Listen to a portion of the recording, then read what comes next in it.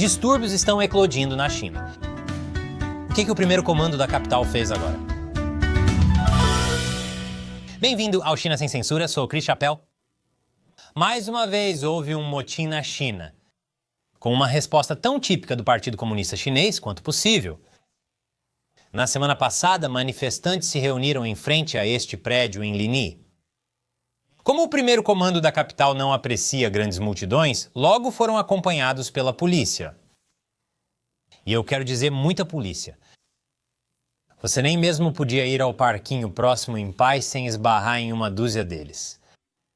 Já ouvi falar de deslize para o autoritarismo, mas nunca ao lado de escorregadores reais. A polícia formou uma parede humana para impedir que os manifestantes entrassem no prédio, usou canhões de água na multidão e derrubou um homem. É como se eles tivessem aprendido com o valentão do parquinho.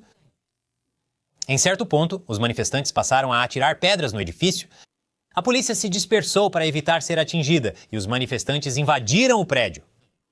Não demorou muito para a polícia retomar o controle.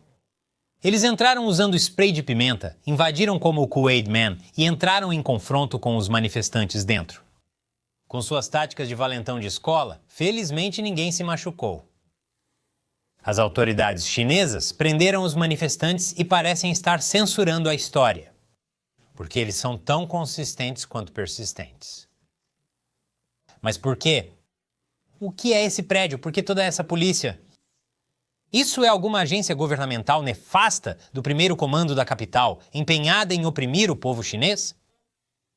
Bem, não. Na verdade, é a sede de uma empresa chamada Chupaego. Essas pessoas são seus clientes. Então, o que aconteceu? Vamos só recuar um pouco. Chupai foi fundada por Wang Shaoqing, um representante do 17º Congresso Municipal do Povo de Linyi, professor visitante na Universidade de Linyi e destinatário de um Prêmio Patriótico Nacional. Então, o que ele faz? Bem, no início, a empresa foi aclamada como uma pioneira da mudança empreendedora na era digital que segue as políticas e diretrizes do Partido Comunista Chinês e do governo. Bem, essa é a primeira bandeira vermelha. Como sempre, essa mesmo. Ela até apareceu em um programa especial da China Central Television sobre a economia digital, onde a mídia estatal afirmou que a Chupai tinha elogios universais do público. Sim, isso envelheceu bem. A empresa recebeu endossos públicos de funcionários do governo de Linyi e do Ministério da Segurança Pública. Mas sabe o que isso faz? Aparentemente, era um projeto econômico digital chave que colaborou com o governo local e a Universidade Linyi para construir um parque industrial digital. Ok, então o que isso faz? Além de capacitar lojas físicas com tecnologia digital, Chupai promete aos clientes que poderiam ganhar dinheiro gastando através de reembolsos de compras e compartilhamento de lucros. Como? Bem, em outras palavras, tudo o que os clientes tinham que fazer era carregar seu aplicativo Chupai com dinheiro e então ganhar dinheiro comprando coisas e indicando outras pessoas. A plataforma prometia retornos anuais de até 200%. É um esquema Ponzi, É assim que os internautas chineses apelidaram, apesar dos elogios do governo sobre o assunto. Então, o governo municipal de Linyi respondeu às preocupações divulgando este documento, que dizia que as autoridades haviam investigado as alegações de fraude e concluído que Chupai não estava envolvido em fraudes de telecomunicações, captação ilegal de recursos ou esquemas de pirâmide. É isso, nada a ver aqui. Chupai é totalmente legítimo. Você está garantido para ganhar muito dinheiro. Você teria que ser um estúpido, idiota, que lê as letras miúdas, fiscalmente conservador, que não quer se arriscar antes de olhar para não investir todas as suas economias nisso. Mas então, recentemente, essa carta se tornou viral. Diz que Chupai está sendo investigado por possivelmente operar um esquema de pirâmide. Também afirma que, se confirmado o esquema de pirâmide, todas as empresas e usuários envolvidos podem ser responsabilizados criminalmente. Oficiais comunistas locais podem ter mentido. Sabe, o comunismo é um esquema de pirâmide. Os caras que entram primeiro matam todo mundo e pegam suas coisas Mas a carta também impôs restrições para retirar dinheiro do aplicativo e certamente as pessoas começaram a relatar que não conseguiam retirar seu dinheiro. Há também esta carta supostamente de Wang, zombando de seus seguidores. Diz: olá a todos, eu sou Wang Xiaoqing, o fundador do Shupai.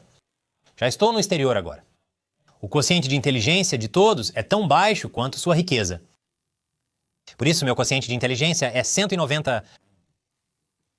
Não se sabe se as cartas eram legítimas, mas isso não importa muito. As pessoas ficaram irritadas de qualquer maneira.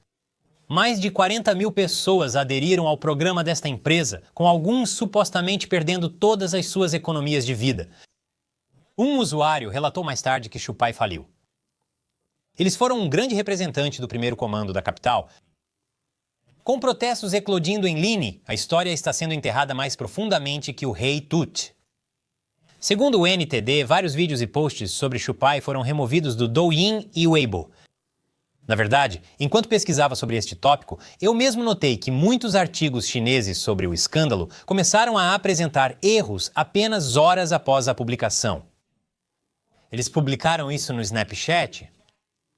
Claro, essa não é a primeira vez que esse tipo de coisa acontece. Infelizmente, esquemas Ponzi e outros golpes financeiros como este são muito comuns na China. Protestos contra eles também são comuns. Em 2022, 4 bancos rurais se envolveram em um esquema semelhante ao Ponzi, provocando protestos após congelarem e transferirem os fundos de suas vítimas. As autoridades responderam como bons servidores públicos deveriam.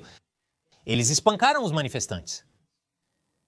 Em 2018, a plataforma de financiamento Kibao.com, queridinha da mídia estatal, desabou após arrecadar cerca de 11 bilhões de dólares. As autoridades responderam, levando os manifestantes. No ano anterior, havia o credor online Edzubao. Ganhou credibilidade da mídia estatal chinesa e tirou dólares dos Estados Unidos, 7,6 bilhões de suas vítimas.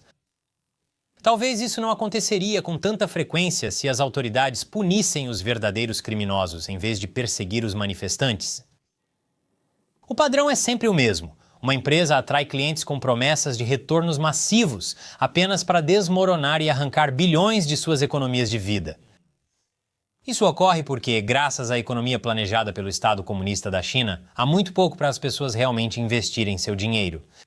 Às vezes, os golpistas se safam, e às vezes isso é graças à cobertura positiva da mídia chinesa.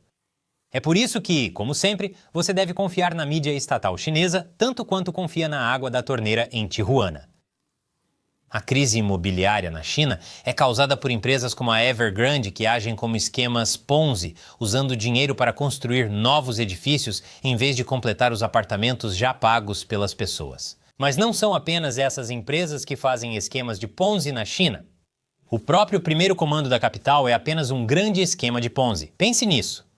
O primeiro comando da capital promete retornos massivos aos investidores, mas muitas vezes entrega qualidade ruim e usa indevidamente recursos para coisas como corrupção, infraestrutura que desmorona e compras de show inúteis. O primeiro comando da capital é totalmente um marketing multinível.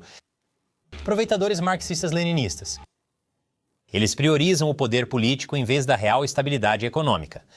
De fato, a China como a conhecemos não teria sobrevivido ou se tornado tão poderosa sem a constante injeção de dinheiro estrangeiro em sua economia, que é seu próprio esquema Ponzi. E assim como o colapso desses golpistas, o primeiro comando da capital está enfrentando o colapso. Sob o peso de sua dívida ridiculamente alta e seus projetos não lucrativos, como sua superprodução de veículo elétrico S. Por fim, se você é um empresário que deseja retirar seu dinheiro e capacidades de fabricação da China, é possível que o primeiro comando da capital não permita isso. O primeiro comando da capital odeia que eu mencione isso, e aparentemente o YouTube também. Se você ainda não fez, clique neste botão para nos apoiar no ChinaUncensored.tv. Não se preocupe, não somos golpistas tentando roubar bilhões. Trazendo a você uma cobertura exclusiva e aprofundada sobre a China que você não encontrará em outro lugar. Sou Chris Chappell. Até a próxima.